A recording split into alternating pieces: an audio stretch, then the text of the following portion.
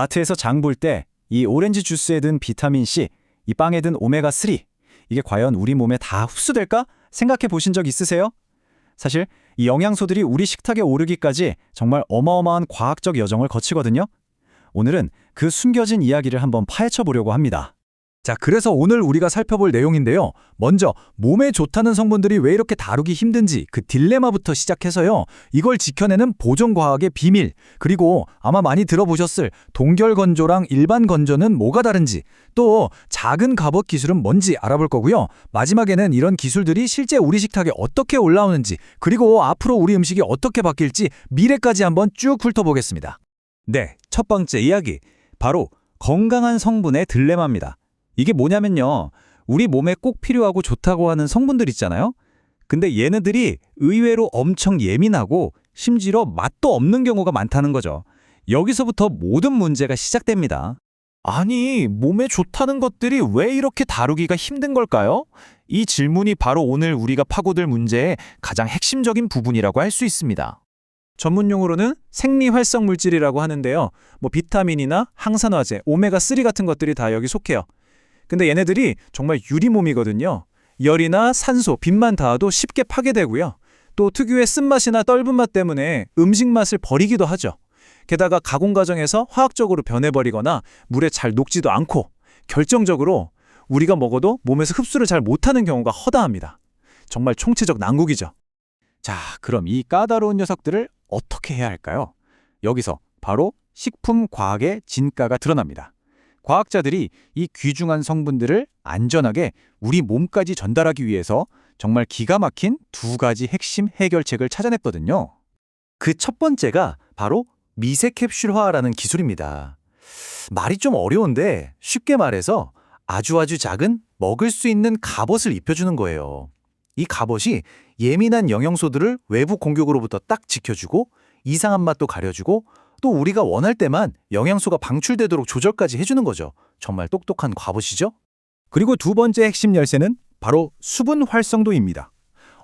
이게 그냥 식품에 물이 얼마나 들어있냐, 그 수분 함량이라고는 좀 다른 개념이에요. 뭐냐면 음식 안에 있는 물 중에서 미생물들이 야, 우리 이걸로 놀자 하고 바로 가져다 쓸 수 있는 자유로운 물이 얼마나 되느냐, 이걸 재는 거죠. 이 자유로운 물을 꽉 묶어두기만 하면 박테리아나 곰팡이가 아무리 많아도 속수무책, 번식을 못하게 되는 겁니다. 아주 근본적인 해결책이에요. 그래서 식품과학자들이 목표로 하는 마법의 숫자가 있습니다. 바로 0.85. 미국 FDA에서도 이 수분 활성도를 0.85 밑으로만 떨어뜨리면 대부분의 유해 박테리아가 자랄 수 없어서 안전하다고 보고 있어요.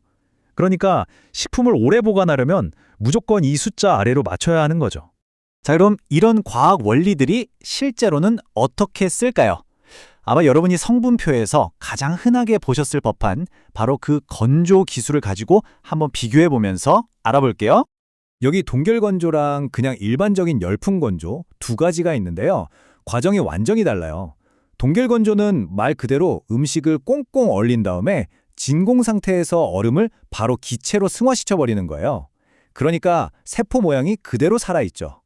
반면에 열풍건조는 뜨거운 바람으로 물을 말리는 거라 세포벽이 쪼그라들면서 모양이 확 변해버립니다. 그러다 보니까 결과물에서 어마어마한 차이가 나는 겁니다. 동결건조한 과일은 엄청 가볍고 바삭바삭하잖아요. 원재료 맛이 진하게 농축된 느낌이고요. 근데 열풍건조한 건 좀 쫀득쫀득하고 열 때문에 맛이 좀 더 달달하게 변하죠. 물에 다시 불려봐도 동결건조는 거의 원래 모습으로 돌아오는데 열풍건조는 한번 쪼그라든 건 다시 안 펴져요. 근데 사실 진짜 중요한 차이는 바로 이거예요. 영양소 보존율. 와, 이건 비교가 안 되죠. 열을 거의 안 쓰는 동결건조는 비타민이나 항산화 물질 같은 예민한 영양소들을 거의 95% 이상 지켜냅니다. 열풍건조랑은 차이가 엄청나죠. 물론 이렇게 좋기만 하면 다 동결건조를 쓰겠죠. 근데 여기에는 현실적인 문제가 있습니다. 바로 비용이죠. 동결건조가 초기 비용이 훨씬 비싸요. 하지만 보세요. 유통기한이 25년, 30년? 거의 타임캡슐 수준이죠. 그래서 시리얼이나 요거트에 들어가는 고급 토핑 아니면 아예 우주식품 같은 특수 목적에 주로 쓰이는 겁니다. 장기적으로 보면 이게 더 이득일 수도 있는 거죠. 자, 지금까지는 수분을 제거하는 건조에 대해 알아봤는데요. 이건 사실 빙산의 일각에 불과해요. 아까 잠깐 말씀드렸던 그 먹을 수 있는 갑옷, 미세 캡슐화의 세계로 들어가 보면 이건 정말 신세계가 펼쳐집니다. 이 갑옷이라는 게요, 그냥 한 종류만 있는 게 아니에요. 상황에 따라서 보호해야 할 영양소에 따라서 정말 다양한 종류의 갑옷이 있거든요. 몇 가지만 봐도 정말 놀라워요. 예를 들어 우리 몸 세포막이랑 비슷한 성분으로 캡슐을 만드는 리포섬 기술도 있고요. 아니면 나노 단위의 아주 미세한 섬유로 그물을 짜서 영양소를 가두는 기술도 있어요. 거의 뭐 분자 단위로 갑옷을 만드는 수준이죠. 식품과학이 이 정도로 발전했다는 게 정말 대단하지 않나요?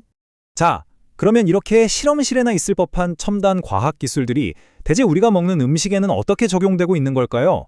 이제 우리 장바구니 속으로 한번 들어가 보시죠. 혹시 마트에서 장 보실 때 이런 기술이 들어간 제품 본 적 있으세요? 아마 나는 못 봤는데 하실 수도 있지만 여러분도 모르는 사이에 이미 매일 드시고 계실지도 모릅니다. 이 캡슐에 담긴 영양소가 겪는 여정을 한번 따라가 볼까요? 자, 여기 비린내 나는 오메가3가 있다고 칩시다. 먼저 얘를 작은 캡슐, 즉 갑옷에 딱 넣어요. 그러면 뜨거운 살균 과정에서도 끄떡없이 살아남죠. 이걸 이제 요거트에 널어도 비린내가 전혀 안 나고요. 유통 과정 내내 안정적으로 유지됩니다. 그리고 우리가 이걸 먹으면 이 똑똑한 갑옷이 강한 위산을 막아주고 목표 지점인 장에 도착해서야 자 이제 나가 하고 영양소를 풀어주는 겁니다. 흡수율이 높아질 수밖에 없겠죠. 그래서 이런 제품들이 나오는 거예요. 시간이 지나도 비타민C가 파괴되지 않는 오렌지 주스, 장까지 살아서 간다고 광고하는 프로바이오틱스 요거트, 생선 비린내 전혀 안 나는 오메가3, 강화빵, 그리고 심지어 천연 항산화제를 넣어서 유통기한을 늘린 소세지나 햄까지 정말 우리 생활 곳곳에 이미 깊숙이 들어와 있습니다. 자, 그럼 이 기술은 여기서 끝일까요?